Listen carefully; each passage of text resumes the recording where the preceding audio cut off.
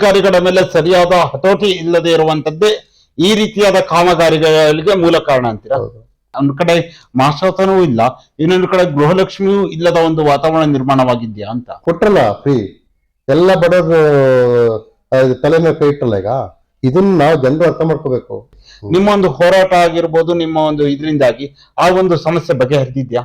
ಖಂಡಿತ. Okay, doctor ಬಂದಿದ್ದಾರೆ, ಒಂದ್ 2-3 ಜನ ಡಾಕ್ಟರ್ ಬಂದಿದ್ದಾರೆ. ಜುಲೈ 23ಕ್ಕೆ ಮರುಮತ ಎಣಿಕೆಯ ಕುರಿತಾಗಿ ಸುಪ್ರೀಂ ಕೋರ್ಟ್ ನಲ್ಲಿ ಮತ್ತೆ ಕೂಡ ವಿಚಾರಣೆ ಇರುವಂತದ್ದು. ಏನ್ ನಿರೀಕ್ಷೆ ಇಟ್ಕೊಂಡಿದ್ದೀರಾ? ನಾವು ಇವ್ರು ಗೆಲ್ತಾರೆ ಅಂತ ನಿರೀಕ್ಷೆ ನಾವು ಇಟ್ಕೊಂತೀವಿ. ಹಾಯ್, ಹಲೋ, ನಮಸ್ಕಾರ. ನಾನು ಅಭಿಷೇಕ್ ಶೃಂಗೇರಿ. ಇವತ್ತಿನ ಈ ಒಂದು ವಿಶೇಷ ಸಂದರ್ಶನದಲ್ಲಿ ಶೃಂಗೇರಿಯ ಗೋರಿಗುಡ್ಡದ ತಡೆಗೋಡೆಯ ವಿಚಾರ ಈಗ ದೊಡ್ಡ ಮಟ್ಟದಲ್ಲಿ ಈಗ ಬಿರುಕು ಬಿಟ್ಟಿರುವಂತಹ ವಿಚಾರ, ಒಂದು ಚರ್ಚೆಗೆ ಕಾರಣ ಆಗಿರುವಂತದ್ದು. ರಾಜಕೀಯ ಪಕ್ಷಗಳ ಮತ್ತು ಆಡಳಿತ ಪಕ್ಷ ಮತ್ತು ಏನು ವಿರೋಧ ಪಕ್ಷ ನಡುವೆ ಒಂದು ರೀತಿಯಲ್ಲಿ ರಾಜಕೀಯ ಕೆಸರೆರಚಾಟಕ್ಕೆ ಈ ಒಂದು ವಿಷಯ ಈಗ ಕಾರಣ ಆಗಿರುವಂತದ್ದು. ಮೊದಲನೇದಾಗಿ ಬಿಜೆಪಿಯವರು ಈ ಒಂದು ವಿಚಾರವನ್ನ ದೊಡ್ಡ ಮಟ್ಟದಲ್ಲಿ ಪ್ರತಿಭಟನೆಯನ್ನು ಮಾಡ್ತಾರೆ. ಸರ್ಕಾರದ ವಿರುದ್ಧ ಆಗಿರ್ಬೋದು, ಸ್ಥಳೀಯ ಜನಪ್ರತಿನಿಧಿಗಳ ವಿರುದ್ಧ ತಮ್ಮ ಆಕ್ರೋಶವನ್ನ ವ್ಯಕ್ತಪಡಿಸ್ತಾರೆ. ನಂತರದಲ್ಲಿ ಆಗ್ತಿರುವಂತಹ ಬೆಳವಣಿಗೆಗಳು, ಎಲ್ಲ ವಿಚಾರಗಳ ಕುರಿತಾಗಿ ಚರ್ಚೆ ಮಾಡುವುದು ನಮ್ಮ ಜೊತೆ ತಾಲೂಕು ಪಂಚಾಯಿತಿಯ ಮಾಜಿ ಅಧ್ಯಕ್ಷರು ಹಾಗೆ ಶೃಂಗೇರಿ ತಾಲೂಕು ಬಿಜೆಪಿಯ ಮಂಡ್ಯದ ಪ್ರಧಾನ ಕಾರ್ಯದರ್ಶಿಗಳಾಗಿರುವಂತಹ ನೂತನ್ ಅವರು ನಮ್ಮ ಜೊತೆ ಇದ್ದಾರೆ. ನೂತನ್ ಅವರೇ, ಕಾರ್ಯಕ್ರಮಕ್ಕೆ ಅತ್ಯಂತ ಆತ್ಮೀಯ ಸ್ವಾಗತ. ನೂತನ್ ಅವರು, ಮೊದಲನೇದಾಗಿ ಶೃಂಗೇರಿಯ ಗೋರಿಗುಡ್ಡದ ತಡೆಗೋಡೆ ವಿಚಾರ ದೊಡ್ಡ ಮಟ್ಟದಲ್ಲಿ ಈಗ ಚರ್ಚೆಗೆ ಕಾರಣ ಆಗಿರುವಂತದ್ದು. ವಾಸ್ತವವಾಗಿ ಗೋರಿಗುಡ್ಡದ ತಡೆಗೋಡೆ ಬಿರುಕು ಬಿಡಲು ಮೇನ್ ಕಾರಣ ಏನು? ನೋಡಿ, ಅವರು ಏನು ಕಾಮಗಾರಿ ನಿರ್ವಹಣೆ ಮಾಡ್ತಕ್ಕಂಥ ಸಮಯ, ಆಮೇಲೆ ನಿರ್ವಹಣೆ ಮಾಡ್ತಕ್ಕಂಥ ರೀತಿ, ಅದಕ್ಕೆ ಆಗಿರ್ತಕ್ಕಂಥ ಎಸ್ಟಿಮೇಟ್. ನಿಮ್ಗೆ ಅಲ್ಲಿ ಯಾರೋ ಒಬ್ಬ ಸ್ಟ್ರಕ್ಚರ್ ಇಂಜಿನಿಯರ್ ಅಂತ ಬಂದಿದೆ, ಅದು ಏಜೆನ್ಸಿ, ನಾನು ಸ್ಟ್ರಕ್ಚರ್ ಇಂಜಿನಿಯರ್ ಅಂತ. ಸ್ಟ್ರಕ್ಚರ್ ಇಂಜಿನಿಯರಿಗೆ ಕನಿಷ್ಠ ಜ್ಞಾನ ಬೇಕು. ಯಾವ ಸ್ಥಳದಲ್ಲಿ ಯಾವ ರೀತಿ ಕೆಲಸ ನಾವು ಎಸ್ಟಿಮೇಟ್ ಮಾಡಿದ್ರೆ ಯಾವ ರೀತಿ ಆಗ್ತದೆ ಅಂತಕ್ಕಂಥದ್ದು ಕನಿಷ್ಠ ಜ್ಞಾನ ಅವ್ರಿಗೆ ಬೇಕು. ಅವ್ನು ಬರೀ ಪುಸ್ತಕದ ಬದನೆಕ್ಕೆ ಓದ್ಕೊಂಡ್ರೆ ಆಗಲ್ಲ. ಮಲ್ನಾಡ್ ಬಗ್ಗೆ ಅವನಿಗೆ ಗೊತ್ತಿರ್ಬೇಕು. ಮೊನ್ನೆ ಮಾತಾಡ್ತಾರೆ SLC PUC ಓದ್ದವರು ಅವ್ರು ಮಾಡ್ಲಿ ಹಾಗೆ ಹೀಗೆ ಅಂತ. ಇವನೇನು ಓದಿದಾನೆ? ಈ ಸ್ಟ್ರಕ್ಚರ್ ಇಂಜಿನಿಯರ್ ಆಗ್ಬೇಕಾದ್ರೆ ಮೂಲ SLC ಪಾಸ್ ಮಾಡಿ PUC ಪಾಸ್ ಮಾಡಬೇಕು. ಅದಕ್ಕೆ ಜ್ಞಾನ ಬೇಕು. ಬಾಯಿಗೆ ಬಂದಂಗೆ ಇಲ್ಲಿ ಬಂದು ಮಾತಾಡೋದಲ್ಲ. ಆಮೇಲೆ ನೋಡ್ತಾ ಇದೀವಿ ನಾವು, ಸ್ಟ್ರಕ್ಚರ್ ಇಂಜಿನಿಯರ್ ಅವರಿಗೆ ಎಸ್ಟಿಮೇಟ್ ಎಲ್ಲ ರೆಡಿ ಮಾಡಿ ಕೊಟ್ಟಿದ್ದಾರೆ. ಎಷ್ಟು MM ಸ್ಟೀಲ್ ಹಾಕ್ಬೇಕು, ಈಗ ಅಷ್ಟು ನೋಡ್ ತಗೊಂಡಷ್ಟೊತ್ತಿಗೆ ಇವರು 12 mm 10 mm ಹಾಕಿದ್ದಾರೆ. ಅದಕ್ಕೆ 20 mm 16 mm ಸ್ಟೀಲ್ ಹಾಕ್ಬೇಕಾಗಿರೋದು ಸಾಯಕ್ಕೆ. ಅವ್ರು ಆ ರೀತಿ ಕೆಲಸ ಮಾಡಿದ್ರೆ ಈ ರೀತಿ ಬಿಡ್ತಿರ್ಲಿಲ್ಲ. ಆಮೇಲೆ ಅದೇ ಮಣ್ಣು ತುಂಬತಕ್ಕಂಥ ರೀತಿ, ಇವರು ಒಂದೊಂದು ಸ್ಟೆಪ್ ಬೈ ಸ್ಟೆಪ್ ಮಣ್ಣು ತುಂಬಿ ಅದಕ್ಕೆ ವೈಬ್ರೇಟರ್ ಹೊಡೆದು ಆ ವಾಲನ್ನ ಹಾಗಾಗಿ ನೀಟಾಗಿ ನಿಧಾನಕ್ಕೆ ಎತ್ಕೊಂಡ್ ಬಂದಿದ್ರೆ ಈ ಸಮಸ್ಯೆ ಆಗ್ತಿರ್ಲಿಲ್ಲ. ಆಮೇಲೆ ಅಷ್ಟು ಮಟ್ಟಿನ ಹೈಟ್ ವಾಲು ಅಲ್ಲಿಗೆ ಅಗತ್ಯ ಇಲ್ಲ. ಈಗ 2 ಸ್ಟೆಪ್ ವಾಲು ಮಾಡ್ಬೋದಿತ್ತು. ಅವ್ರು ಯಾವ ಸ್ಟ್ರಕ್ಚರ್ ಹಿಂಗೆ ಅಂತಕ್ಕಂಥವ್ರಿಗೆ ನಮಗ್ ಬಂದವರು ಹೇಳಿ ತೋರಿಸ್ತೀವಿ ನಾವು ಅಂದ್ರೆ ಅವಶ್ಯಕತೆ ಇಲ್ಲದೆ ಆ ಒಂದು ತಡೆಗೋಡೆಯನ್ನ ತುಂಬಾ ಎತ್ತರವಾಗಿ ಮಾಡಿದ್ರು ಅಂತ ಹೇಳ್ತಾ ಇದ್ದೀರಾ? ಹೌದು. ಈಗ 14 ಮೀಟರ್ ಹೈಟಿಗೆ ತಡೆಗೋಡೆ ಮಾಡಿದ್ರು. 14 ಮೀಟರ್ ತಡೆಗೋಡೆ ಹೈಟ್ ಮಾಡ್ಬೇಕಾದ್ರೆ ಆ ಮಣ್ಣಿನ ಲೋಡ್ ಇರ್ಬೇಕಾದ್ರೆ ಎಷ್ಟು MM ಸ್ಟೀಲ್ ಹಾಕಿ ತಡೀತದೆ ಅಂತಕ್ಕಂಥ ಜ್ಞಾನ ಬೇಕಲ್ಲ ಅವರಿಗೆ. ಇವತ್ತು ಏನ್ ಅವ್ರ ಮನೆ ದುಡ್ಡ? ಇವತ್ತು ಲಾಸ್ ಎಷ್ಟಾಗ್ತದೆ? ಈಗ ಇವತ್ತು ನೋಡಿ ಅಲ್ಲಿ ಹೋಗಿ ಅದನ್ನೆಲ್ಲ ಕಟ್ ಮಾಡಿ ತೆಗಿತಾ ಇದಾರೆ. ಬೆರ್ಕ್ ಬಿಟ್ಟಿರ್ತಕ್ಕಂಥ ವಾಲನ್ನೆಲ್ಲ ತೆಗಿತಾ ಇದಾರೆ, ಮಣ್ಣು ತೆಗಿತಾ ಇದಾರೆ. ಮಣ್ಣಿಗೆ ಫಸ್ಟ್ ಎಸ್ಟಿಮೇಟ್ ಅಲ್ಲಿ 17 ಲಕ್ಷ ರೂಪಾಯಿ ಮಣ್ಣು ತುಂಬಕ್ಕೆ. ಮಣ್ಣಿಂದ ಅಂತ ಶೃಂಗೇರಿಲಿ ಅವ್ರ ಒಂದು ವರ್ಷ ಜನ 3-4 ವರ್ಷದಲ್ಲಿ ಕೋಟ್ಯಾಧಿಪತಿಗಳಾಗ್ಬಿಟ್ಟಾರೆ. ರಾಜೇಗೌಡರು ಈ ರೀತಿ ಶಿಷ್ಯರನ್ನು ಬೆಳೆಸಿ ಅವ್ರ ಕೆಟ್ಟ ಹೆಸರು ಚೆನ್ನಾಗಿ ಮಾಡ್ಕೊಂತಿದ್ದಾರೆ. ಯಾಕಂದ್ರೆ ಈ ಮಣ್ಣಿನ ಆರೋಪವನ್ನ ನೀವು ಬಿಜೆಪಿ ಪದೇ ಪದೇ ಮಾಡ್ತಾ ಇದ್ರೆ, ಮಾಜಿ ಶಾಸಕರು DN ಜೀವರಾಜರು ಕೂಡ ಆರೋಪವನ್ನ ಮಾಡಿದ್ದಾರೆ. ಅನ್ನ ಮಣ್ಣಿನ ದಂಧೆ ಶೃಂಗೇರಿಯಲ್ಲಿ ಯಾವ ರೀತಿಯಾಗಿ ನಡೀತಾ? ಮಣ್ಣು ಮೊದಲಿಂದನೂ ನಾವು ಆಲ್ರೆಡಿ ಒಂದು ಫೀಲ್ಡ್ ಅಲ್ಲಿ 20-30 ವರ್ಷದಿಂದನೂ ಇದೀವಿ. ಯಾವ್ದಾದ್ರು ಬೇರೆ ಕುಸಿತದೆ ಅಥವಾ ಬೇರೆ ಪ್ರಾಬ್ಲಮ್ ಆಗ್ತದೆ ಅಂತ ಅಂದಾಗ ಅದನ್ನು ಕನಿಷ್ಠ ಯಾರು ಹೇಳ್ತಾರೆ, ಹೇಳಿದ ತಕ್ಷಣ ನಾವು ಅದ್ ಮಾಡಬಾರ್ದು. ಈ ಸಮಸ್ಯೆಗಳು ನೋಡ್ಕೊಂಡು ಇಲ್ಲಿಯ ಸಮಸ್ಯೆ ಏನಾಗ್ತದೆ, ಈ ಮಳೆಗಾಲ ಜಾಸ್ತಿ, ಈ ಮಳೆ ಜಾಸ್ತಿ, ಅಂತರ್ಜಲ ಜಾಸ್ತಿ ಆದಾಗ ಆ ಮಣ್ಣು ಕುಚ್ಕೊಳ್ಳುವಂತ ಸಂದರ್ಭ ಇದ್ರೆ ನಾವು ಅಲ್ಲಿ ಅದನ್ನೆಲ್ಲ ಮುಟ್ಟಕ್ಕೆ ಹೋಗ್ಬಾರ್ದು. ಈಗೊಂದು 4-5 ವರ್ಷದಲ್ಲಿ ನೀವು ಇಲ್ಲಿ ಹೋಗಿ ಸುಮ್ಮನೆ ನೆಮ್ಮಾರ್ ರೋಡಲ್ಲಿ ಹೋಗಿ ಯಾವ ರೀತಿ ಆಗ್ತದೆ ಇಲ್ಲಿಂದ ತಾಳಿ, ಇಲ್ಲಿ ಈಗ ವೀರಪ್ಪನ ವೃತ್ತ ಇದೆಯಲ್ಲ, ಇಲ್ಲಿಂದ ಹೋದ್ರೆ ನೀವು ನೆಮ್ಮಾರ್ ಹೋಗೋದ್ರೊಳಗೆ ನಿಮಗೆ ಗೊತ್ತಾಗುತ್ತೆ ಏನ್ ನಡೆದಿದೆ, ಏನ್ ನಡೀತಾ ಇದೆ, ಏನಾಗ್ಬೋದು ಮುಂದೆ ಅಂತ. ಇದನ್ನ ನಾವು ಈಗ ಇಲ್ಲಿಗೆ 17 ಲಕ್ಷ ದುಡ್ಡು ಅರ್ಥಕ್ಕಿಗೆ ಇಟ್ರು. ಎಲ್ಲಿ ಈಗ ಈ ಗೋರಿಗುಡ್ಡ ಏನ್ ಕೆಲಸ ಮಾಡ್ತಾರಲ್ಲ, ಮನೆಗಳು ಕೆಳಗಡೆ ಒಂದ್ 7-8 ಮನೆ ಸರ್ವನಾಶ ಹೋಗ್ತಿದ್ವಲ್ಲ ಮೊನ್ನೆ. ಜೀವರಾಜ್ ಬಂದ್ಮೇಲೆ ಇದಕ್ಕೆ ಚುರುಕು ತಗೊಂಡಿದ್ದು ಜಾಸ್ತಿ. ಬಂದ್ರು ಮಾತಾಡ್ರು ಅಂತ. ಜೀವರಾಜಿಗೂ ಮುಂಚಿನ ದಿನನೂ ದೇವಸ್ಥಾನಕ್ಕೆ ಬಂದಿದ್ರು. ಬಂದ ಸಂದರ್ಭದಲ್ಲಿ ಆ ನಿವಾಸಿಗಳು ಬಂದು ಹೇಳಿದ್ರು, ಹೀಗಿದೆ ಬಿಡ್ತಾ ಇದೆ ಇದು ಅಂತ. ಇಲ್ಲ ಏನಾಗ್ಲಿಕ್ಕಿಲ್ಲ ಅಂತ ನಾವು ಇದು ಮಾರನೇ ದಿನ ಮತ್ತೆ ಅವರೇ ಫೋನ್ ಮಾಡಿ, ಇಲ್ಲ ಅಣ್ಣ ನೀವು ಬರ್ಲೇಬೇಕು, ಈಗ ಆಗ್ತಿದೆ, ಇದು ಉಳಿಯಲ್ಲ, ನಮ್ದೆಲ್ಲ ಬದುಕೆ ಹೋಗ್ತಿದೆ ಅಂತ ಹೇಳಿ ಫೋನ್ ಮಾಡಿದಾಗ ಅವ್ರು ಬಂದಿದ್ದಾರೆ. ಬಂದು ಪ್ರತಿಭಟನೆ ಅಂತ ನಾವೇನು ಅನ್ಕೊಂಡಿಲ್ಲ. ಪ್ರತಿಭಟನೆ ಅಲ್ಲ, ಪ್ರತಿಭಟನೆ ಮಾಡಿದ್ರೆ ಇನ್ನೂ 100 ಸಂಖ್ಯೆ ಸೇರಿಸ್ತಿದ್ವು. ನಾವು ಬಂದು ಅದನ್ನೆಲ್ಲ ನೋಡ್ತಾ ಇರೋಷ್ಟೊತ್ತಿಗೆ ಈ ಮೀಡಿಯಾದವರೆಲ್ಲ ಬಂದಾಗ ಏನು ಇದು ಹೆಂಗ್ ನಡೀತದೆ ಅಂತ ಕೇಳಿದಾಗ ಅವರು ಸ್ಥಳಕ್ಕೆ ತಹಶೀಲ್ದಾರ್ ತಕ್ಷಣ ಬರಲ್ಲ ಅಂತೇಳಿ, ತಹಶೀಲ್ದಾರು ನಾನು DC ಹತ್ರ ಮಾತಾಡ್ತಿದ್ದೆ, ನಂಗೆ ಗೊತ್ತಾಗಿಲ್ಲ ಅಂತಂದ್ರು. ಅಷ್ಟೇ ನಮ್ದಲ್ಲಿ ಒಂದು ಆಯ್ತು. ಪ್ರತಿಭಟನೆ ಅಂತಾನೆ ಅಲ್ಲ, ಆದ್ರೆ ಈ ವಾಲ್ ವಿಚಾರಕ್ಕೆ ಅಧಿಕಾರಿಗಳು ತಪ್ಪು ಮಾಡಿದಾರಲ್ವಾ, ಅಧಿಕಾರಿಗಳು ಹತೋಟಿ ಯಾರ ಹತ್ರ ಇದೆ? ಅಂದ್ರೆ ನೇರವಾಗಿ ಕೇಳ್ತೇನೆ, ಈ ಒಂದು ಶೃಂಗೇರಿಯ ತಡೆಗೋಡೆ ಕಾಮಗಾರಿ ಕಳಪೆ ಆಗಿರುವಂತದ್ದು ಜಗಜಾಹಿರವಾಗಿರುವಂತದ್ದು ಎಲ್ಲರಿಗೂ ತಿಳಿದಿರುವಂತ ವಿಚಾರ. ಈ ಒಂದು ಕಳಪೆ ಕಾಮಗಾರಿಗೆ ಮೂಲ ಕಾರಣ ಯಾರು? ಈಗ ಮೂಲ ಹುಡುಕ್ತಾ ಹೋದ್ರೆ ನಿಮ್ಗೆಲ್ರಿಗೂ ಗೊತ್ತಿದೆ. ನಾವು ಪದೇ ಹೇಳ್ತಿದ್ದು, ನಮ್ಗೇನ್ ದ್ವೇಷ ಇಲ್ಲ, ಇಲ್ಲಿನ ಶಾಸಕರ ಮೇಲೆ ದ್ವೇಷ ಇಲ್ಲ. ಶಾಸಕರು KDP ಮಾಡಿ ಸರಿಯಾಗಿ. ತುಂಬಾ ಸಮಸ್ಯೆಗಳಿದಾವೆ ನಮ್ಮ ತಾಲೂಕಿಂದು. ಈ ರೀತಿ ಕಾಮಗಾರಿಗಳು ನಿರ್ವಹಣೆ ಮಾಡ್ತಕ್ಕಂತ ನಿಮ್ಮ ಇಲಾಖೆ ಅಧಿಕಾರಿಗಳು ಸರಿಯಾಗಿ ಕೆಲಸ ಮಾಡ್ತಾ ಇಲ್ಲ, ನೀವು ಮಾಡ್ತಾ ಇಲ್ಲ. ಸ್ಥಳೀಯ ಸಂಸ್ಥೆಗಳು, ತಾಲೂಕ್ ಪಂಚಾಯತ್, ಜಿಲ್ಲಾ ಪಂಚಾಯತಿ ಇದ್ದಿದ್ರೆ ಗ್ರಾಮ ಪಂಚಾಯತಿನಿಲ್ಲ, ಗ್ರಾಮ ಪಂಚಾಯತ್ ಅಧ್ಯಕ್ಷರು ಇರ್ಬೋದು, ತಾಲೂಕ್ ಪಂಚಾಯತ್ ಅಧ್ಯಕ್ಷ ಉಪಾಧ್ಯಕ್ಷ ಇರ್ತಿದ್ರು, ZP ಮೆಂಬರ್ ಇರ್ತಿದ್ರು. ಈ ರೀತಿ ಸಮಸ್ಯೆ ಆದಾಗ ಅಧಿಕಾರಿಗಳ ಹತ್ರ ಸಮಾಲೋಚನೆ ಮಾಡಿ ಈ ಸಮಸ್ಯೆಗಳನ್ನ ಬಗೆಹರಿಸುವಂಥದ್ದು ಆಗ್ತಿದೆ. ಇದು ಯಾವುದು ಇಲ್ಲ ಅಂದ್ರೆ ಪೂರಾ ಹೋಲ್ ಅಂಡ್ ಸೋಲ್ ಶಾಸಕರ ಹತ್ರ ಇದೆ. ಈಗ ಬಂದಿರ್ತಕ್ಕಂಥ TPJP ಅನುದಾನ ಪೂರ ಇರ್ತಕ್ಕಂಥ ಶಾಸಕರು, ಅದಕ್ಕೆ ಮಾತ್ರ ಅವ್ರಿಗೆ ಅಧ್ಯಕ್ಷತೆನ ನಿರ್ವಹಣೆ ಮಾಡ್ತಕ್ಕಂಥ ಅಧಿಕಾರಿಗಳನ್ನ ಕಂಟ್ರೋಲ್ ಇಟ್ಕೊಳ್ತಕ್ಕಂಥದ್ದು ಶಾಸಕರ ಜವಾಬ್ದಾರಿ. ಸರ್ಕಾರ ಹೊಂದಿದೆ, ಶಾಸಕರಿದ್ದಾರೆ, ಹಾಗೆ ಈ ತರ ಕೆಲಸ ಮಾಡಿದ್ನ ಅವ್ರಿಗೆ ಸರಿ ಕಾಣ್ತದ? ಅಲ್ಲದೆ ಆ ಗೋರಿಗುಡ್ಡದ ಕೆಳಗಡೆ ಶ್ರೀನಿವಾಸಣ್ಣ ನಮ್ಮ ರಿಲೇಷನ್, ಅವ್ರೊಂದು ಬಿಲ್ಡಿಂಗ್ ಮಾಡಿದ್ದಾರೆ. ಆ ಬಿಲ್ಡಿಂಗ್ ನ ಹಿಂದ್ಗಡೆ ತೆಂಗಿನ ಮರನ ಹೇಳ ಕೇಳಿಲ್ಲ, ಇವ್ರೇನು ದಬ್ಬಾಳಿಕೆ ಮಾಡ್ತಿದಾರ ಅಲ್ಲಿ? ಅವರಿಗೂ ಹೇಳಿದ್ರೆ ಸ್ಟ್ರಾಂಗ್ ಆಗಿದ್ದು ಹೋಗಿ ನಿಂತಿದ್ರೆ ಮಾಡಕ್ಕಾಗ್ತಿತ್ತು ಅವರು? ಹೇಗ್ ಮಾಡಿದ್ರು ಅದನ್ನ? ಅವ್ರು ರೆಕಾರ್ಡ್ ಜಾಗ ಇರ್ತಕ್ಕಂಥ ತೆಂಗಿನ ಮರನ ದಬ್ಬಾಳಿಕೆ ಮಾಡಿ ಹೆದರಿಸಿ ತೆಗಿತಾರೆ ಅಂದ್ರೆ ಎಷ್ಟು ಇದೆ ಅವರಿಗೆ? ಎಲ್ಲರೂ ಹಿಂಗೆ ಮಾಡಕ್ಕಾಗುತ್ತೆ ಇರೋ? ಇದನ್ನ ನಾವು ಶಾಸಕರು, ನೀವು KDP ಸರಿ ಮಾಡ್ಬೇಕು, ಅಧಿಕಾರಿಗಳು ಹತೋಟಿ ಇಟ್ಕೊಂಡು ಕೆಲಸ ಮಾಡಿ ಅಂತ ನಾವು ಅವ್ರಿಗೆ ಹೇಳ್ತಿರೋದು. ಮಾಡ್ಬೇಕಿತ್ತಲ್ಲ. ಅಧಿಕಾರಿಗಳ ಮೇಲೆ ಸರಿಯಾದ ಹತೋಟಿ ಇಲ್ಲದೆ ಇರುವಂತದ್ದೇ ಈ ರೀತಿಯಾದ ಕಾಮಗಾರಿಗಳಿಗೆ ಮೂಲ ಕಾರಣ ಅಂತೀರಾ? ಹೌದು. ನಾವು ನೋಡಿ, ಇಲಾಖೆವಾರು ಒಬ್ರು ಸೆಕ್ಷನ್ ಆಫೀಸರ್ ಇರ್ತಾರೆ, ಈ ವಾಲಿಗೆ ಸಂಬಂಧಪಟ್ಟಂಗೆ AW ಇರ್ತಾರೆ, ಡಬಲ್ ಇರ್ತಾರೆ, ಚೀಫ್ ಇಂಜಿನಿಯರ್ SC ಇರ್ತಾರೆ, CE ಇರ್ತಾರೆ, ಇರಲ್ವಾ? 1,84,00,000 ಅಂದ್ರೆ ನನಗೆ ಅನ್ಸುದು CE ಲೆವೆಲ್ ಇಂದ ಅಪ್ರೂವ್ ಆಗಬಹುದು. ಏನು ಸ್ಟ್ರಕ್ಚರ್ ಇಂಜಿನಿಯರ್ ಅಂತಾರೆ, ಸ್ಟ್ರಕ್ಚರ್ ಇಂಜಿನಿಯರ್ ಎಲ್ಲ ದಾನ ಇರಲ್ಲ ಅವರಿಗೆ. ಇಷ್ಟು MM ಸ್ಟೀಲ್ ಹಾಕಿದ್ರೆ ಹೀಗಾಗುತ್ತೆ, ಇದಕ್ಕೆ ಲೋಡ್ ಬೀಳ್ತದೆ, ಆಮೇಲೆ ಮಳೆಗಾಲದ ಸಮಸ್ಯೆ ಆಗಿದ್ದಂಗೆ ನಾವು ನೋಡ್ಕೊಂಡು ಕೆಲಸ ಮಾಡ್ಬೇಕಾಗ್ತದೆ ಅಂತ ಹೇಳಿ ಜ್ಞಾನ ಬೇಕಲ್ಲ ಅವರಿಗೆ. ಇದ್ದಿದ್ರೆ ಈ ರೀತಿ ಆಗ್ತಿರ್ಲಲ್ಲ. ಇವತ್ತು ಮತ್ತೆ ಪುನಃ ಅದಕ್ಕೆ ಮತ್ತೆ ಈಗ 1 ಕೋಟಿ ದುಡ್ಡು. ಈಗೇನೋ ನನಗೆ ತಿಳಿದು ಬಂದ ಪ್ರಕಾರ ಅದಕ್ಕೆ ಇನ್ಶೂರೆನ್ಸ್ ಇರ್ತದಂತೆ, ಇನ್ಶೂರೆನ್ಸ್ ಮತ್ತೆ 1 ಕೋಟಿ ಇನ್ಶೂರೆನ್ಸ್ ಕ್ಲೈಮ್ ಆಗಿ ಈಗ ಮಾಡಿದ ವಾಲ್ ಅರ್ಧ ಕಟ್ ಮಾಡಿ ತೆಗಿದಂತೆ, ಆ ತೆಗಿಗೋಸ್ಕರ ದುಡ್ಡು ಖರ್ಚಾಗಿದ್ನ ಇನ್ಶೂರೆನ್ಸ್ ಕ್ಲೈಮ್ ಆಗ್ತಂತ ಸುದ್ದಿ ನನ್ಗೆ ಬಂದಿರ್ಬೋದು. ಓಕೆ, ಅಂದ್ರೆ ಈಗ ಕಾಂಗ್ರೆಸ್ ಅವರು ಒಂದು ಪ್ರಮುಖವಾದ ಆರೋಪವನ್ನ ಪ್ರತಿಭಟನೆ ಮಾಡಿ ಮುಗಿದ ನಂತರ ಜೀವರಾಜ್ ಅವರ ಮೇಲೆ ಮಾಡಿರುವಂತದ್ದು, ಜೀವರಾಜ್ ಅವರು ಪ್ರಚಾರಕ್ಕಾಗಿ ಆರೋಪವನ್ನ ಮಾಡ್ತಾ ಇದ್ದಾರೆ ಅನ್ನೋ ಮಾತನ್ನ ಹೇಳಿದ್ದಾರೆ. ಇದು ಅಂದ್ರೆ DN ಜೀವರಾಜ್ ಅವರು ಇದನ್ನ ರಾಜಕೀಯವಾಗಿ ಬೆಳೆಸ್ಕೊಳ್ತಾ ಇದಾರ ಅಂತ. ನೋಡಿ, ಇಡೀ ತಾಲೂಕಿನ ಜನ, ಕ್ಷೇತ್ರದ ಜನ, ರಾಜ್ಯದ ಜನ ಗಮನಿಸಿದ್ರ ಏನ್ ನಿಮ್ಮ ಮೀಡಿಯಾ ತಿಳ್ಕೊಳ್ಳ, ಇದು ರಾಜಕೀಯಕ್ಕೋಸ್ಕರ ಮಾಡಿದ್ರ? ಇದೊಂಥರ ಅವ್ರ ಮಾತುಗಳು ಹಾಸ್ಯಾಸ್ಪದ ಅನಿಸ್ತದೆ. ಜೀವರಾಜ್ ಅವರು ಅವ್ರಾಗ ಅವ್ರು ಬಂದಿದ್ದಲ್ಲ. ಆ ಕೆಳಗಡೆ ಮನೆಯವ್ರು 4-5 ಜನ ಅವ್ರಿಗೆ ಪದೇ ಫೋನ್ ಮಾಡಿದ್ದಾರೆ. ಅವರೇ ಉದ್ದೇಶಪೂರ್ವಕ ಬರ್ಬೇಕು ಹೋಗಿದ್ರು. ಮುಂಚಿನ ದಿನ ದೇವಸ್ಥಾನಕ್ಕೆ ಬಂದಿದ್ರು, ಅವತ್ತು ಅಲ್ಲಿಗೆ ಹೋಗ್ತಿದ್ರು. ಏನ್ ಸಮಸ್ಯೆ ಬಗೆಹರಿತದೆ ಇದು ನೋಡೋಣ ಅಂತೇಳಿ ಅವ್ರನ್ನ ಮಾಡ್ತಾರೆ ಅಂತೇಳಿ ಅವ್ರು ಹೋಗಿದ್ರು ಮನೆಗೆ. ಮತ್ತೆ ಸಂಜೆ ಫೋನ್ ಮಾಡಿ, ಇಲ್ಲ ನೀವು ನಾಳೆ ಬರ್ಬೇಕು, ಈ ರೀತಿ ಸಮಸ್ಯೆ ಇದೆ ಅಂತ. ಅವ್ರು ಬಂದು ಇದಕ್ಕೆ ಬಂದು ಸುಮ್ಮನೆ ವೀಕ್ಷಣೆ ಮಾಡಕ್ಕೆ ಪ್ರತಿಭಟನೆ ಅಂತ ಬಂದಿದ್ದಲ್ಲ ಅವರು. ಆ ನಿಟ್ಟಿನಲ್ಲಿ ಅವ್ರು ಬಂದ ತಕ್ಷಣನೇ ಒಂದು ಚುರುಕು ಮುಟ್ತು, ಎಲ್ಲಾ ಕಡೆ ಚುರುಕು ಮುಟ್ತು. ಎಲ್ಲ ಬಂದ್ರು, ನಿಮ್ಮ ಸ್ಟ್ರಕ್ಚರಿಂಗ್ ಎಲ್ಲ ಬಂದ್ಬಿಟ್ಟು ಹಾಗೆ ಹೀಗೆ ಮಾಡ್ಲಿ, ಅದ್ ಮಾಡ್ಬೇಕಾಗಿತ್ತು. ಏನಾದ್ರು ಆ ವಾಲ್ ಬಿದ್ದಿದ್ರೆ ಇವತ್ತು ನಮ್ಮ ಮುಖ್ಯ ರಸ್ತೆ ಬಂದಾಗ್ತಿತ್ತು. ಆಚೆ ಕಡೆ ಬಿಲ್ಡಿಂಗ್ಗಳ ಜೊತೆಗೆ ಈ ಕಡೆ ರೋಡ್ ಪಕ್ಕದ ಈ ಕಡೆ ಬಿಲ್ಡಿಂಗ್ಗಳು ಹೋಗ್ತಿದ್ವು. ಇದು ಮಾಡ್ಬೇಕು, ಇದು ಸಮಸ್ಯೆ ಆಗಿದೆ ನೋಡ್ಕೋಬೇಕಾಗ್ತದೆ.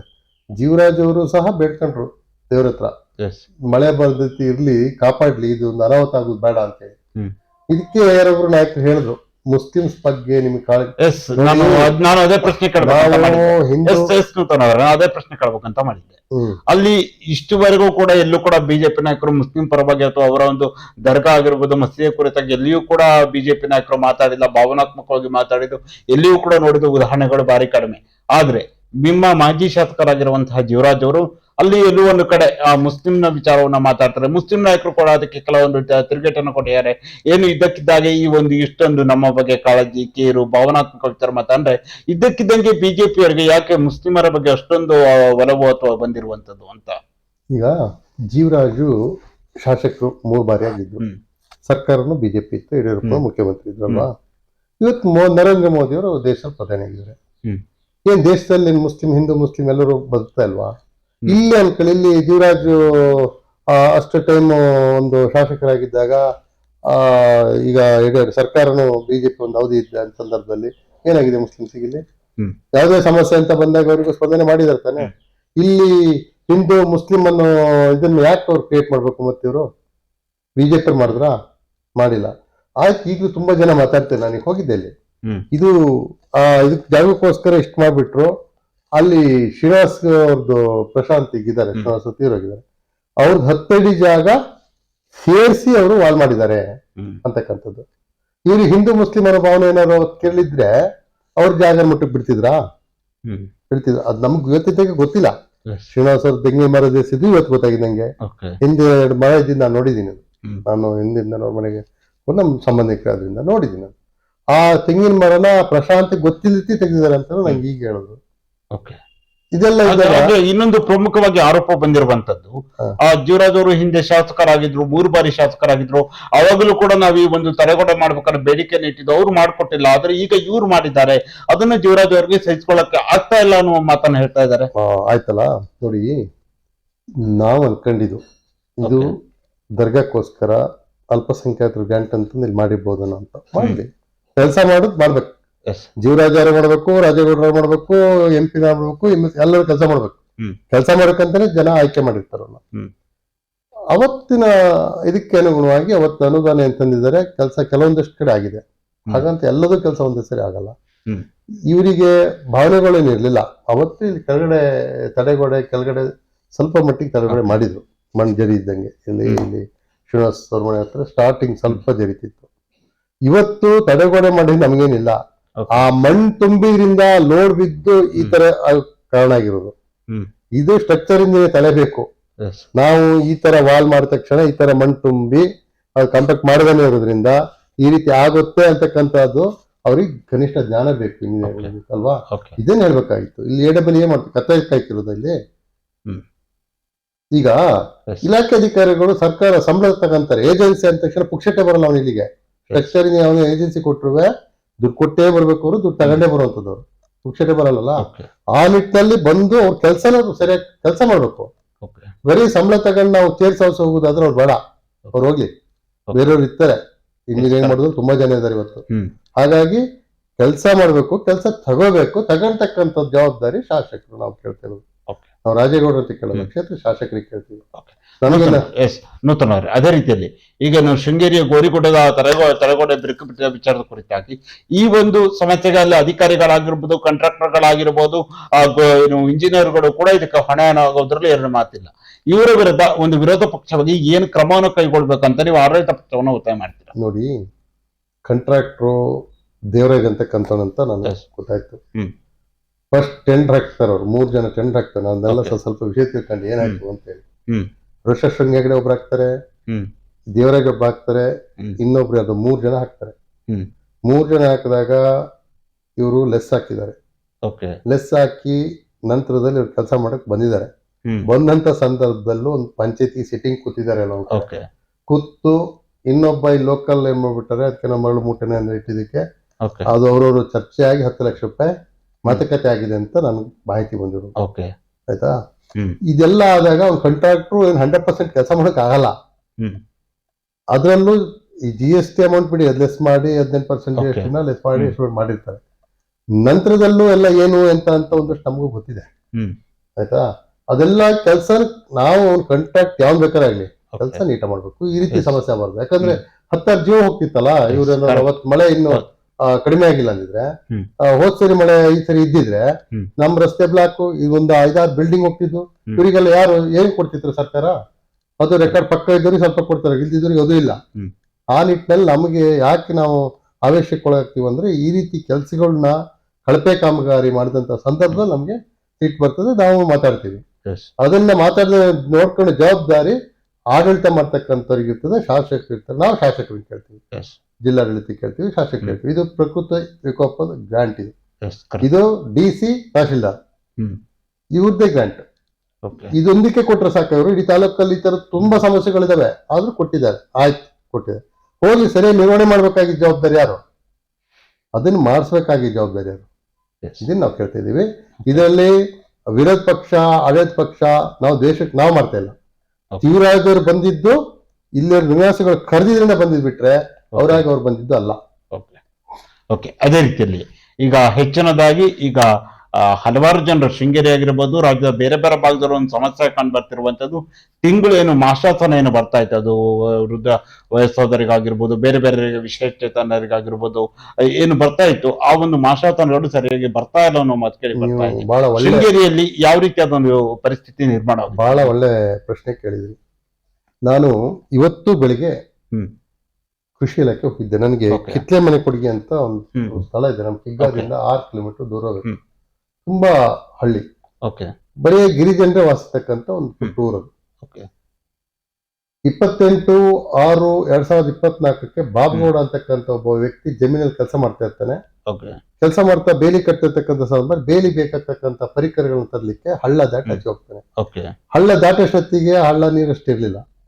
ಸಡನ್ ಮಳೆ ಬಂದಿದೆ, ಅಲ್ಲಿಂದ ಈ ಕಡೆ ಪರಿಕರ ಹೊತ್ಕೊಂಡ್ ಬರ್ಬೇಕಾದ್ರೆ ಅವನು ಆ ಹಳ್ಳ ನೀರು ಜಾಸ್ತಿ ಆಗಿದೆ. ಆ ಹಳ್ಳ ದಾಟಷ್ಟೊತ್ತಿಗೆ ಅವನಿಗೆ ಹಾರ್ಟ್ ಅಟ್ಯಾಕ್ ಆಗಿದೆ. ಸತ್ತೋಗಿದ್ದಾನೆ. ಹಳ್ಳ ದಂಡೆ ಮೇಲೆ ಬಾಡಿ ಸಿಕ್ತು. ಅವ್ರ ಪಾಪ ಅವ್ನು ಸತ್ತಿಲ್ಲನೋ ಅಂತ ತಿಳ್ಕೊಂಡು ಬೆಂಕಿ ಎಲ್ಲ ಹಾಕಿ ಒಂಥರ ಸ್ವಲ್ಪ ಹೀಟ್ ಕೋಲ್ಡ್ ಆಗಿದ್ರೆ ಅಂತ ಎಲ್ಲ ಮಾಡಿದ್ರು, ಸತ್ತೋಗಿದ್ದಾನೆ. ಮುಗ್ದ್ರು, ತುಂಬಾ ಇನ್ನೋಸೆನ್ಸ್ ಪೀಪಲ್ಸ್. ಅಲ್ಲಿಂದ ಆಸ್ಪತ್ರೆಗೆ ತರ್ತಾರೆ, ತಂದೆಲ್ಲ ನೋಡಿ ಅವನು ಹೋಗಿದೆ ಅಂತ ಗೊತ್ತಾಯ್ತು. ನಾವು ಆಮೇಲೆ ಪೊಲೀಸು, PM ಎಲ್ಲದು, ಕೃಷಿ ಇಲಾಖೆ ಅಧಿಕಾರಿಗಳು, VR ಎಲ್ಲ ರಿಪೋರ್ಟ್ ಮಾಡಿದ್ದಾರೆ. 2 ವರ್ಷ ಬೇಕಂಡ್ರಿ ಅವರಿಗೆ ಪರಿಹಾರ ಕೊಡ್ಲಿಕ್ಕೆ. ಏನೋ ನಮ್ಮ ಪರಿಹಾರ ಬಂದಿಲ್ಲ, ಇವತ್ತಿಗೂ ಬಂದಿಲ್ಲ. ಏನ್ ಮಾಡ್ತಿದ್ದಾರೆ ಇದನ್ನ? KDP ಅವತ್ತೇ ಕ್ವಶನ್ ಮಾಡಿಸಿದೀವಿ, ಎಲ್ಲಾ ಅಧಿಕಾರಿಗಳ ಹತ್ರ ಹೋಗಿದೀವಿ, ಆಗಿಲ್ಲ. ಇನ್ ನಾಡಿದ್ದು DC ಅವ್ರ ಹತ್ರ ಒಂದು MP ಇದ್ದಾಗ ಅವ್ರನ್ನ ಬನ್ನಿ ಕರ್ಕೊಂಡು ಹೋಗ್ತೀನಿ, ಇದು ಯಾವ್ದು ನಿಮ್ ಕೆಲ್ಸಕ್ಕೆ ಬರ್ತಾ ನೋಡೋಣ ಅಂತ ಹೇಳಿದೀವಿ. ಬಡವರಿಗೆ ಕೆಲಸ ಮಾಡ್ಕೊಡ್ಬೇಕಲ್ಲ. ಈ ನೋಡಿ, ಸಂಧ್ಯಾ ಸುರಕ್ಷೆ, ವಿಧವಾ ವೇತನ, ಅಂಗವಿಕಲರ ವೇತನ ಇರ್ಲಿ, ಅಂಗವಿಕಲರು ಕೊಡುವಂತಕ್ಕಂಥ ವೇತನ ಕಟ್ಟಾಗಿದೆ, ಬರ್ತಾ ಇಲ್ಲ. 5-6 ತಿಂಗಳಿಂದ ಬರ್ತಾ ಇಲ್ಲ. BPL ಕಾರ್ಡ್ ಅನೇಕ ಕಾರ್ಡ್ಗಳು ಕ್ಯಾನ್ಸಲ್ ಮಾಡಿದ್ದಾರೆ. ಯಾರು ಕೇಳ್ಬೇಕು ಇದನ್ನ? ನಾವು ಹೋಗಿ ಒಬ್ರಿಬ್ರು ಕೇಳ್ಬೋದು. KDP ತಗೊಂತಕ್ಕಂಥ ಸಂದರ್ಭದಲ್ಲಿ ಶಾಸಕರು ಟೋಟಲ್ ಏನಾಗಿದೆ, ನಮ್ಮ ಶೃಂಗೇರಿ ತಾಲೂಕಿನ ವ್ಯವಸ್ಥೆ ಏನು, ಎಷ್ಟು BPL ಕಾರ್ಡ್ ಕ್ಯಾನ್ಸಲ್, ಯಾಕಾದು ಅಂತ ಕ್ವಶನ್ ಮಾಡ್ಬೇಕಲ್ಲ. ಮಾಡಿ ಕೇಳ್ಬೇಕು. ಕೇಳಿ ಅಧಿಕಾರಿಗಳು ಯಾವ ತಪ್ಪು ಮಾಡಿದಾನೋ ಅವನಿಗೆ ಹಿಡ್ಕೊಂಡು ಜಾಡ್ಸ್ಬೇಕು, ಇಲ್ಲಾಂದ್ರೆ ಆಗಲ್ಲ, ಕೆಲಸ ಮಾಡಲ್ಲ. ನಾವೊಂದು 3-4 ದಿನ ಹೇಳ್ಬೋದು, 100-500-600 ಸಂಖ್ಯೆ ನಮ್ಗೆ ಅನ್ಸೋ ಪ್ರಕಾರ ಇದರಲ್ಲಿ ವ್ಯತ್ಯಯಗಳಾಗಿದೆ ಅಂತ ನಮ್ಗೆ ಹಣ ಬರ್ತಾ ಇಲ್ಲ. ತುಂಬಾ ಜನಕ್ಕೆ ಗೊತ್ತೇ ಇಲ್ಲ ನಮ್ದು ಅವ್ರದ್ದು BPL ಕಾರ್ಡ್ ಕ್ಯಾನ್ಸಲ್ ಆಗಿದೆ, ಹಳ್ಳಿ ಬಡಪಾಯಿಗಳಿಗೆ ಗೊತ್ತಿಲ್ಲ. ಇದನ್ನೆಲ್ಲ ಮಾಡ್ಬೇಕಾಗಿರ್ತಕ್ಕಂಥ ಜವಾಬ್ದಾರಿ ಅಧಿಕಾರಿಗಳು ಕೆಲಸ ಮಾಡ್ಲ ತಕ್ಷಣ ಶಾಸಕರು KDP ತಗೊಂಡು ಇದನ್ನೆಲ್ಲ ಮಾಡಿಸ್ಬೇಕು ಅಂತ ನಾವು ಹೇಳ್ತೇವೆ. ಇವತ್ತು ತುಂಬಾ ಸಮಸ್ಯೆ ಸಿಕ್ಕಾಕೊಂಡಿದೆ. ಯಾಕಂದ್ರೆ ಕೆಲವು ಹಲವಾರು ಜನ ಹೇಳ್ತಿರುವಂತದ್ದು, ಅದರಲ್ಲೂ ಕೂಡ ಒಂದು ಕಡೆಯಲ್ಲಿ ಮಾಸಾತನಗಳು, ಒಂದು ಕಡೆ ಅದು ಕೂಡ ಬರ್ತಾ ಇಲ್ಲ. ಜೊತೆಯಲ್ಲಿ ಸರ್ಕಾರ ಏನು ಕೊಟ್ಟಿತ್ತು, ಗ್ಯಾರಂಟಿ ಯೋಜನೆ, ಗೃಹಲಕ್ಷ್ಮಿ ಹಣ ಕೊಟ್ಟಿತ್ತು, ಅದು ಕೂಡ ಮಹಿಳೆಯರಿಗೆ ಕರೆಕ್ಟ್ ಆಗಿ ಹಣವನ್ನ ಬರ್ತಿಲ್ಲ ಅನ್ನೋ ಮಾತನ್ನ ಹೇಳ್ತಾ ಇದ್ದಾರೆ. ಒಂದ್ ಕಡೆ ಮಾಸಾತನವೂ ಇಲ್ಲ, ಇನ್ನೊಂದು ಕಡೆ ಗೃಹಲಕ್ಷ್ಮಿಯೂ ಇಲ್ಲದ ಒಂದು ವಾತಾವರಣ ನಿರ್ಮಾಣವಾಗಿದ್ಯಾ ಅಂತ. ನೋಡಿ, ಈಗ ಗೃಹ ಜ್ಯೋತಿ ಅಂತಕ್ಕಂಥದ್ದು ಒಂದಲ್ಲೇ ಮತ್ತೆ ಒಂದು ಅಪ್ಲೋಡ್ ಮಾಡುವಂಥದ್ದು, ಹೊಸ ಡಾಕ್ಯುಮೆಂಟ್ ಕೊಡಿ ಅಂತ ಕೇಳ್ತಕ್ಕಂಥದ್ದು ನಾವು ನೋಡ್ತೇವೆ. ತಾಲೂಕಲ್ಲಿ ಎಲ್ಲ ಕಡೆ ಪ್ರತಿ ಪಂಚಾಯತಿ ಮಟ್ಟದಲ್ಲಿ ಒಂದು ಸ್ಕೂಲಲ್ಲಿ ಸಭೆ ಮಾಡೋದಂತೆ ಅಂತ. ಇವರು ಘೋಷಣೆ ಮಾಡೋದು ಏನು? ಚುನಾವಣೆ ಗೆಲ್ತಕ್ಕಂಥ ಸಂದರ್ಭದಲ್ಲಿ ಏನ್ ಹೇಳೋದು? ಎಂತ ಕಾಕಾ ಪಾಟೀಲ್ಗೂ ಫ್ರೀ, ಅವನಿಗೂ ಫ್ರೀ, ಇವನಿಗೂ ಫ್ರೀ. ಏನ್ ಫ್ರೀ? ಅವ್ರಿಗೆ ಕೊಟ್ರಲ್ಲ ಫ್ರೀ, ಎಲ್ಲ ಬಡವರು ತಲೆ ಮೇಲೆ ಕೈ ಇಟ್ಟಲ್ಲ. ಈಗ ಇದನ್ನ ನಾವು ಜನರು ಅರ್ಥ ಮಾಡ್ಕೋಬೇಕು. ಯಾವನ ಆಶ್ವಾಸನೆ ಕೊಟ್ಟು ಸರ್ಕಾರ ರಚನೆ ಮಾಡಕ್ ಹೋಗ್ತಾರೆ, ಈ ರೀತಿಯಲ್ಲಿ ಆಶ್ವಾಸನೆ ಕೊಡೋದ್ರಿಂದ ತುಂಬಾ ಎಫೆಕ್ಟ್ ಮುಂದಿನ ದಿನದಲ್ಲಿ ನಮ್ಮ ಮೇಲೆ ಆಗ್ತವೆ. Correct. ಇದನ್ನ ಜನ ಅರ್ಥ ಮಾಡ್ಕೋಬೇಕು. ನಿಜವಾಗ್ಲೂ ಪಾಪ ಜನರಿಗೆ ಗೊತ್ತಿಲ್ಲ ಈ ರೀತಿ ಎಲ್ಲ ಮಾಡ್ತಾರೆ ಅಂತೇಳಿ. ಇವತ್ತು ಗೃಹ ಜ್ಯೋತಿ ಇರ್ಬೋದು, ಗೃಹಲಕ್ಷ್ಮಿ ಇರ್ಬೋದು, ಇನ್ಯಾವುದೇ ಭಾಗ್ಯಗಳು ಇರ್ಬೋದು, ಎಲ್ಲವೂ ಸಮರ್ಪಕ ಆಗ್ತಿದವ. ಬಸ್ KSRTC ಬಸ್ಗಳು ಇವತ್ತು ಎಷ್ಟು ಬಸ್ಗಳು ನಿಂತೋಗಿದಾವೆ. Yes. ಕಾರಣ ಏನು? ಆಗುತ್ತೆ ಹಿಂಗೆಲ್ಲ ಕೊಟ್ಟು ಇದ್ ಮಾಡ್ಲಿಕ್ಕೆ? ಯೋಚನೆ ಮಾಡ್ಬೇಕಲ್ಲ ಸರ್ಕಾರ. ಅಂದ್ರೆ ಈ ಒಂದು ಮಾಶಾಸನಗಳು ನಿಲ್ಲುವುದಕ್ಕೆ ಈ ಫ್ರೀ ಗ್ಯಾರಂಟಿಗಳು, ಪಂಚ ಗ್ಯಾರಂಟಿಗಳ ಕಾರಣ ಅಂತ ಹೇಳ್ತೀರಾ? ಹೌದು ಹೌದು. ಓಕೆ. ಕೆಲವೊಂದಷ್ಟು ಸ್ವಲ್ಪ ಮಟ್ಟಿಗೆ ಅನುಕೂಲ ಆಗ್ಬೋದು, ಹ್ಮ್. ಪೂರ್ಣ ಮಟ್ಟಿಗೆ ಆಗಿಲ್ಲ. ಇವತ್ತು ಇವರು ಅಕ್ಕಿ 10 kg ಕೊಡ್ಬೇಕು, 5 kg ಕರ್ನಾಟಕ ಗೌರ್ಮೆಂಟ್ ಕೊಡ್ಬೇಕಿತ್ತು. ಕೊಡ್ತಾ ಇದೆಯಾ? ಕೇಂದ್ರದ ಮಾತ್ರ 5 kg ಬರ್ತಾ ಇರೋದಲ್ವಾ? ಹೌದು. ಮತ್ತೆ ಇವರು ಹೆಲ್ತ್ ಎಜುಕೇಶನ್ ಎರಡರ ಬಗ್ಗೆ ಜಾಸ್ತಿ ಕಾಳಜಿ ವಹಿಸ್ಬೇಕು. ಏನಾಗ್ತಿದೆ ಇವತ್ತಿನ ಪರಿಸ್ಥಿತಿ ಎಜುಕೇಶನ್ ಅಂಡ್ ಹೆಲ್ತ್ ಕರೆಕ್ಟ್ ಅಲ್ವಾ? ಹ್ಮ್. ಕನಿಷ್ಠ ಜ್ಞಾನ ಸರ್ಕಾರ ನಡೆಸಕ್ಕಂಥವ್ರಿಗೆ, ಆಡಳಿತ ಮಾಡ್ತಕ್ಕವ್ರಿಗೆ ಬೇಕು. ಇವತ್ತು ಹ್ಮ್. 220 ಜನಗೂ TP ಚುನಾವಣೆ ಬೇಡ ಶಾಸಕರಿಗೆ. ನಾನು ಅದೇ ಮಾತನ್ನು ಕೇಳಬೇಕಂತಿದ್ದೆ. ಈಗ ಒಬ್ಬ ಸಚಿವರಾಗಿರುವಂತಹ ಈಶ್ವರ ಖಂಡ್ರೆ ಅವರು ಹೇಳಿಕೆಯನ್ನು ಕೊಟ್ಟಿರುವಂತದ್ದು ನವೆಂಬರ್ ಒಳಗೆ ತಾಲೂಕು ಪಂಚಾಯತಿ, ಗ್ರಾಮ ಪಂಚಾಯತಿ, ಜಿಲ್ಲಾ ಪಂಚಾಯತ್ ಚುನಾವಣೆ ಆಗತ್ತೆ ಅಂತ. ಈ ಬಾರಿ ಆದ್ರೂ ಆ ಒಂದು ಚುನಾವಣೆ ಆಗುವ ನಿರೀಕ್ಷೆ ಇದೆಯಾ ನಿಮಗೆ? ಖಂಡಿತ ಮಾಡ್ಬೇಕು. ಹ್ಮ್. ನೋಡಿ, ಸ್ಥಳೀಯ ಸಂಸ್ಥೆಗಳಿದ್ರೆ Yes. ಈ ರೀತಿ ಸಮಸ್ಯೆಗಳು ಆಗಲ್ಲ. Correct. ಹೆಚ್ಚಾಗಿ ಹ್ಮ್. ಅವ್ರು ಸ್ವಲ್ಪ ಕಾಳಜಿ ವಹಿಸ್ತಾರೆ, ನೋಡ್ತಾರೆ. ಕರೆಕ್ಟ್. ಆಯ್ತಾ? ಚುನಾವಣೆ, ಸ್ಥಳೀಯ ಸಂಸ್ಥೆ ಚುನಾವಣೆಗಳು ಆಗ್ಲೇಬೇಕು, Yes. ಆಗಿ ಮಾಡ್ಬೇಕು. ಅದು ಈಗ ಇವತ್ತು ಕಾಂಗ್ರೆಸ್ ಸರ್ಕಾರ, ಸಿದ್ದರಾಮಯ್ಯ ಗೌರ್ಮೆಂಟ್ ಇರ್ಬೋದು, ಹಿಂದೆ ಬೊಮ್ಮಾಯಿ ಇರ್ತಕ್ಕಂಥ Yes. ನಮ್ಮ ಸರ್ಕಾರ ಇರ್ತಕ್ಕಂಥ, ಅದನ್ನು ತಪ್ಪು, ಎಲ್ಲರೂ Yes, ತಪ್ಪು. correct. ಹೌದು. ಆ ವಿಚಾರದಲ್ಲಿ ಸ್ಥಳೀಯ ನೋಡಿ, ಹಿಂದೆ ನಾನು ನೋಡಿದ್ದೆ, ಗೋರ್ಪಡೆ PRD ಮಿನಿಸ್ಟರ್ ಇದ್ರು ಅಂತ. Yes, correct. ಅವತ್ತು ವೀರಪ್ಪ ಮೊಯ್ಲಿ ಮುಖ್ಯಮಂತ್ರಿ ಇರ್ಬೇಕು, ಹ್ಮ್. ನಂಗೆ ಮರ್ತಿದೆ. Okay. ಅವತ್ತಿನ ಸಂದರ್ಭದಲ್ಲೂ TP ಚುನಾವಣೆ ಮುಂದಾಕೋ ಕೊಟ್ರಂತೆ, ಬಟ್ ಗೋರ್ಪಡೆ ಬಿಟ್ಟಿಲ್ಲ ಅಂತ. Correct. ಇಲ್ಲ, ಇದಾಗ್ಲೇಬೇಕು, ಇದಾಗಿಲ್ಲ ನಾನು ರಾಜೀನಾಮೆ ಕೊಡ್ತೀನಿ ಅಂದ್ರಂತೆ ಹ್ಮ್. ಅವತ್ತಿನ PRD ಮಂತ್ರಿ. Yes, correct. ಆ ರೀತಿ ಕಾಳಜಿ ಇರ್ತಕ್ಕಂಥ ಮಂತ್ರಿಗಳು, ಹ್ಮ್. ಶಾಸಕರು, ಸರ್ಕಾರ ಎಲ್ಲದೂ ಬೇಕು. Yes. ಅದಿದ್ರೆ ಮಾತ್ರ ಇದೆ. ಇವತ್ತಿನ ಸುಳ್ಳು ಭರವಸೆಗಳು Okay. ಜನರಿಗೆ. ಇವತ್ತು ಆಸ್ಪತ್ರೆ ಹೋದ್ರಿ, ಇವತ್ತು ನಮ್ದು ಹೋರಾಟದ ಫಲ, 2 ಹೋರಾಟ ಬಲವಾಗಿ Yes, ಮಾಡಿದ್ದೀವಿ. ನಾನು ಕೂಡ ಕೇಳಬೇಕಂತ ಮಾಡಿದ್ದೆ. ಆ ಶೃಂಗೇರಿಯ ಸರ್ಕಾರಿ ಆಸ್ಪತ್ರೆ ವಿಚಾರವಾಗಿ ನೀವು ನಿರಂತರವಾಗಿ ಧ್ವನಿ ಎತ್ತಿ ಹೋರಾಟವನ್ನ ಮಾಡಿದ್ರಿ.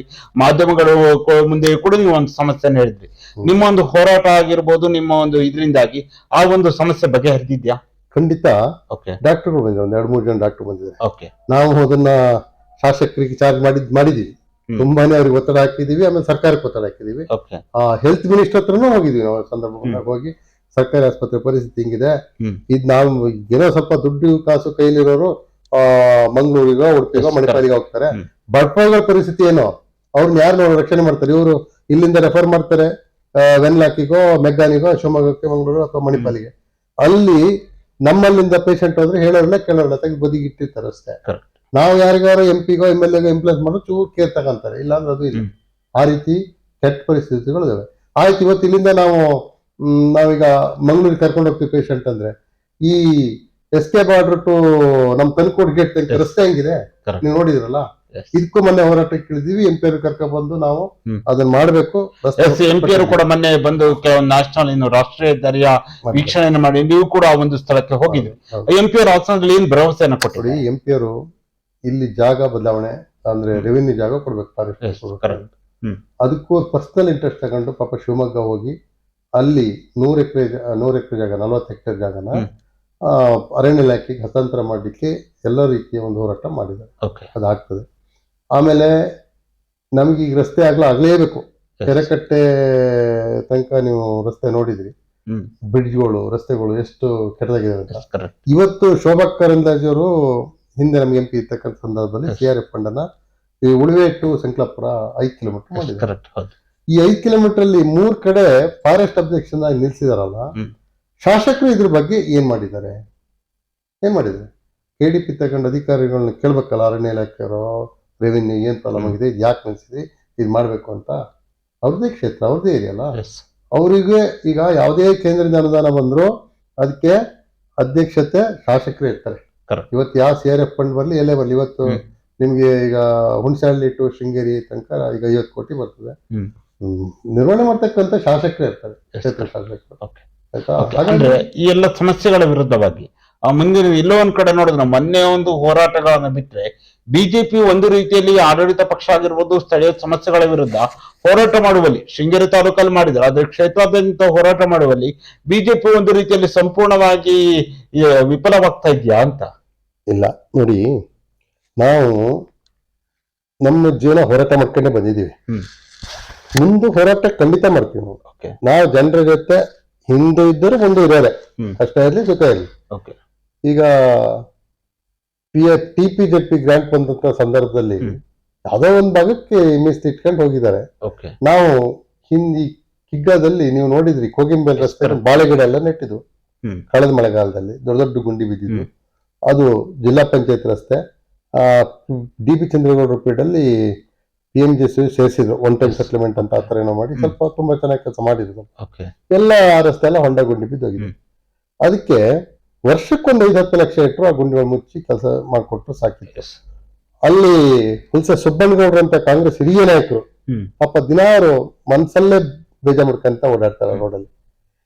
ಆ ರೋಡಿಗೆಲ್ಲ ದುಡ್ಡಿಟ್ಟು ಕೆಲಸ ಮಾಡಿಸ್ಬೇಕು. ನಾವೆಲ್ಲ ಹಿಂದೆ TP ಎಲ್ಲ ಇರ್ತಕ್ಕಂಥ ಸಂದರ್ಭದಲ್ಲಿ ಆ ರಸ್ತೆ ಎಲ್ಲ ಹಾಳಾಗ್ಲಿಕ್ಕೆ ಬಿಡ್ತಿಲ್ಲ. ಈಗ 8 ವರ್ಷ ಆಯ್ತು ಶಾಸಕರು ರಾಜೇಗೌಡರಾಗಿ. ಆ ರಸ್ತೆಗೆ ದುಡ್ಡಿಟ್ಟಿದ್ ನಾವು ಗಮನ ಒಂದೊಂದು 2 ಲಕ್ಷ 3 ಲಕ್ಷ ಇಟ್ಟಿದ್ದಾರೆ. ಮೋರಿ ಒಂದ್ 2 ಮಾಡಿದ್ದಾರೆ ಬಿಟ್ರೆ ಮತ್ತೆಂತೂ ಮಾಡಿಲ್ಲ.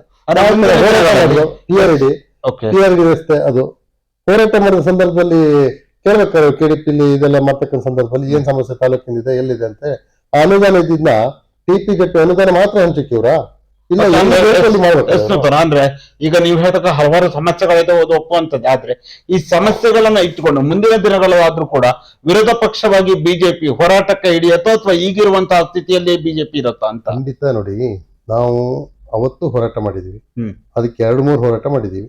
10 ರೂಪಾಯಿ ದುಡ್ಡು ಆಗಿ ರಸ್ತೆಗೆ ಇಟ್ಟಿಲ್ಲ. ಆಮೇಲೆ ನಾವು ಹೋರಾಟ ಮಾಡುವ ಉದ್ದೇಶಕ್ಕೆ ಇಟ್ಟಿಲ್ಲ ಅವ್ರು, ಆಯ್ತಾ. ಈಗ ಹೋರಾಟ ಮಾಡ್ತೀವಿ, ಹೋರಾಟದೆಲ್ಲ ಹಿಂದೆ ಸರಿ ಪ್ರಶ್ನೆ ಇಲ್ಲ. ಇದು ಸರಿಯಾಗಿ ನಿರ್ವಹಣೆ ಮಾಡ್ಲಾ ಅಂದ್ರೆ ಇದಕ್ಕೂ ಹೋರಾಟ ಮಾಡ್ತೀವಿ ನಾವು. ಮೊನ್ನೆ ಪ್ರತಿಭಟನೆ ಅಂತ ಬಂದಿದಲ್ಲ, ಪ್ರತಿಭಟನೆ ಅಂತ ಮಾಡಿದ್ದು ಅಲ್ಲ. ಮೊನ್ನೆ ಜಸ್ಟ್ ನೋಡ್ಲಿಕ್ಕೆ ವೀಕ್ಷಣೆ ಮಾಡೋಕಷ್ಟೇ ಬಂದಿರೋದು, ಏನ್ ಮಾಡಿದ್ದಾರೆ ಕಾಮಗಾರಿ ಅಂತ. ಇಲ್ಲಿಯ ಅಧಿಕಾರಿಗಳು ಮತ್ತೆ ಇದು ಸ್ವಲ್ಪ ಉದ್ದಟತನ ಮಾಡಿದ್ರು, ಅವ್ನ ಯಾರೋ ಭ್ರಷ್ಟಾಚಾರ ಬಂದಂತ ಮಾತಾಡೋ ಉದ್ದೇಶಕ್ಕೆ ಸ್ವಲ್ಪ ಅದು ಮಾತಿನ ಚಕಮಕಿ ನಡೀತು ಮಾಧ್ಯಮಕ್ಕೆ ಅಂತ ಹೇಳುದು. ಜೀವರಾಜ್ ಬರಲ್ಲ ಅಂದಿದ್ರೆ ಈ ಕೆಲಸ ಖಂಡಿತ ಚುರು ತಗಂತಿರ್ಲಿಲ್ಲ. ಇದೇನಾದ್ರೂ ಚುರು ತಗೊಂಡಿದ್ರೆ ಜೀವರಾಜ್ ಭಯ.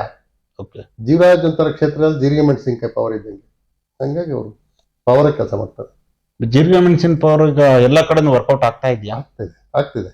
ಈಗ ನೋಡ್ರಿ, ಇದು ಆಕ್ಚುಲಿ ಅವ್ರ ಸೋಲಲ್ಲ. 102 ಒಟ್ಟಿಗೆ ಸೋತ್ರು ಅಂದ್ರೆ ಸೋಲಲ್ಲ.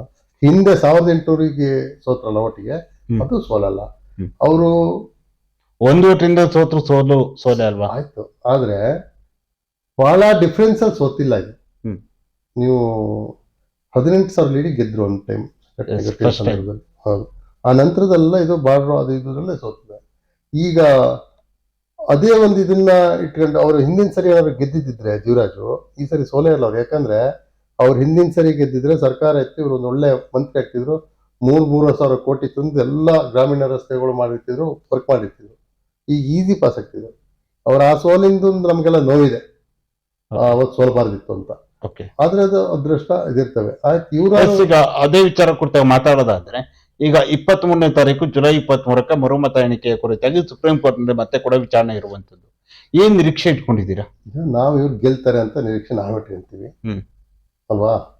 ಈಗ ಕೋರ್ಟ್ ಮ್ಯಾಟ್ರ್ ಆದ್ರಿಂದ ನಮ್ಗೆ ಅದೇನಂತಾನೆ ಅದ್ರ ಬಗ್ಗೆ ನಾವು ಮಾತಾಡುವಂಥದ್ದು ಅಲ್ಲ. ಕೋರ್ಟ್ ಅಲ್ಲಿ ಇರೋದ್ರಿಂದ ಅದಾಗ್ತದೆ. ನೂತನ್ ಅವರೇ, ಕೊನೆಯದಾಗಿ ಶೃಂಗೇರಿಯ ತಡೆಗೋಡೆ ವಿಚಾರ ಆಗಿರ್ಬೋದು, ಬಿರುಕಿನ ವಿಚಾರ ಆಗಿರ್ಬೋದು, ಮತ್ತೆ ಹಲವಾರು ಸಮಸ್ಯೆಗಳ ಕುರಿತಾಗಿ ಮುಂದಿನ ದಿನಗಳಲ್ಲಿ ನಿಮ್ಮ ಒಂದು ಹೋರಾಟಗಳಾಗಿರ್ಬೋದು, ಜನರನ್ನ ಜಾಗೃತಿ ಮಾಡಿಸುವ ನಿಟ್ಟಿನಲ್ಲಿ ಏನ್ ಕ್ರಮವನ್ನು ಕೈಗೊಳ್ತೀರಾ? ನೀವು ಮೊನ್ನೆ ಇದೊಂದು ವಾಲ ಆಯ್ತು, ಇನ್ನೊಂದು ಕೆರೆಕಟ್ಟೆಯ ಸೀರ್ಲು ಅಂತ ಒಂದು ಗ್ರಾಮ ಇದೆ, ಅಲ್ಲೊಂದು ಬ್ರಿಡ್ಜ್ ಮಾಡ್ತಾರೆ. ಮೇ ತಿಂಗಳಲ್ಲಿ ಟೆಂಡರ್ ಆಗುತ್ತೆ, ವರ್ಕ್ ಆರ್ಡರ್ ಆಗುತ್ತೆ. ಮೇ ತಿಂಗಳು ಆದ ನಂತರದಲ್ಲಿ ಜೂನ್ ಅಲ್ಲಿ ಮಳೆಗಾಲ ಕೆಲಸ ಸ್ಟಾರ್ಟ್ ಮಾಡಿದ್ದಾರೆ. ಆ ಊರವರೆಲ್ಲ ನಮ್ಮ ಹತ್ರ ಬಂದ್ರು, ಪ್ರತಿಭಟನೆ ಮಾಡ್ಬೇಕು, ಹಿಂಗ್ ಮಾಡ್ಬೇಕು. ಪ್ರತಿಭಟನೆ ಮಾಡಿ ಏನ್ ಮಾಡೋದು ಅಲ್ಲಿ? ಆಯ್ತು, ಅಂತೂ ಮತ್ತೆಲ್ಲ ಅಧಿಕಾರಿಗಳೆಲ್ಲ ಹೇಳಿ ನೀವು ಪಟಾಪಟ್ ಮಾಡಿದ್ರು. ಮಳೆ ಇಲ್ದೇನೆ ಇರೋದ್ರಿಂದ ಬಚಾವ್. ಇಲ್ಲ ಅಂದ್ರೆ ಈ ಸರಿ ಆ ಊರಿನ ರಸ್ತೆನೂ ಈ ಮಳೆಗಾಲಕ್ಕೆ ಇರ್ಲಿಲ್ಲ. ಮಳೆ ಕಡಿಮೆ ಆಯ್ತು, ಹಾಗಾಗಿ ಮೊನ್ನೆ ಸ್ಲ್ಯಾಬ್ ಹಾಕ್ತಿದ್ದಾರೆ, ಅದಾಗಿದೆ. ಅದನ್ನೆಲ್ಲ ಮಾಡ್ಬೇಕಾಗಿದ್ದ ಜವಾಬ್ದಾರಿ ನಮ್ಮ ಶಾಸಕರದ್ದು. ಶಾಸಕರು KDP-ನ ಸರಿಯಾಗಿ 3 ತಿಂಗಳಿಗೊಂದು ನಾವು ಅವ್ರಿಗೆ ಹೇಳ್ತಾ ಇರ್ತೀವಿ TP-ZP ಇಲ್ಲ, ಹಾಗಾಗಿ ನೀವು 3 ತಿಂಗಳಿಗೊಂದು KDP ತಗೊಳ್ಳಿ ಅಂತ. ಇವ್ರಿಗೆ ಒಂದು KDP ತಗೊಳಕ್ಕಾಗಲ್ಲ, ಇದು ಮಾಡಕ್ಕಾಗಲ್ಲ ಅಂದ್ರೆ ಹೇಗೆ? ಇವ್ರು ಬರೀ TP-ZP ಗ್ರಾಂಟ್ ಮಾತ್ರ ಹಂಚಿ ಇವ್ರ ನಾಯಕರುಗಳಿಗೆ ಹೇಳ್ಬಿಟ್ಟು ಹೋದ್ರೆ ಸಾಲದು. ಕೆಲಸ ಹೇಗಾಗ್ತಿದೆ, ಏನಾಗ್ತಿದೆ ಅಂತ ಅವ್ರು ನಿರ್ವಹಣೆ ಕರೆಕ್ಟಾಗಿ ಮಾಡ್ತಿದಾರಲ್ಲ ಗಮನಿಸಿದ್ರೆ ಇವೆಲ್ಲ ಸಮಸ್ಯೆ ಆಗ್ತಿಲ್ಲ. ಓಕೆ ಓಕೆ ನೂತನ್ ಅವರೇ, ಇದುವರೆಗೆ ಒಂದು ಸಂದರ್ಶನ ಭಾಗವಹಿಸಿ ಗೋರಿಗುಡ್ಡದ ತಡೆಗೋಡೆಯ ಬಿರುಕಿನ ವಿಚಾರ ಆಗಿರ್ಬೋದು, ತಡೆಗೋಡೆ ಬಿರುಕಿಗೆ ಏನು ಕಾರಣ ಆಗಿರ್ಬೋದು, ಹಾಗೆ ನಿಮ್ಮ ಒಂದು ಹೋರಾಟಗಳಾಗಿರ್ಬೋದು, ಹಾಗೆ ಶೃಂಗೇರಿಯಲ್ಲಿರುವಂತಹ ಕೆಲವೊಂದು ಸಮಸ್ಯೆಗಳ ವಿಚಾರ ಆಗಿರ್ಬೋದು, ಏನು ಮಾಶಾಸನ ಬರದೇ ಇರುವ ವಿಚಾರಗಳಾಗಿರ್ಬೋದು, ಹಾಗೆ ಹಲವಾರು ಜನರು ಯಾವ ರೀತಿ ಸಮಸ್ಯೆಯನ್ನು ಅನುಭವಿಸ್ತಾ ಇದ್ದಾರೆ, ಮುಂದೆ ಬರ್ತಿರುವಂತಹ ಚುನಾವಣೆ ವಿಚಾರ ಆಗಿರ್ಬೋದು, ಎಲ್ಲ ವಿಚಾರಗಳ ಕುರಿತಾಗಿ ಚರ್ಚೆಯಲ್ಲಿ ಭಾಗವಹಿಸಿದ್ದಕ್ಕಾಗಿ ನಮ್ಮ ಸೇರಿ ಸಮಾಜ ತಂಡದ ವತಿಯಿಂದ ನಿಮಗೆ ಹೃತ್ಪೂರ್ವಕ ಧನ್ಯವಾದಗಳು. ನೋಡಿದ್ರೆ ವೀಕ್ಷಕರೇ, ಇದು ಶೃಂಗೇರಿ ಬಿಜೆಪಿ ಮಂಡಳದ ಪ್ರಧಾನ ಕಾರ್ಯದರ್ಶಿಯಾಗಿರುವ ನೂತನ್ ಅವರ ಜೊತೆ ವಿಶೇಷ ಸಂದರ್ಶನ. ನಮಸ್ಕಾರ.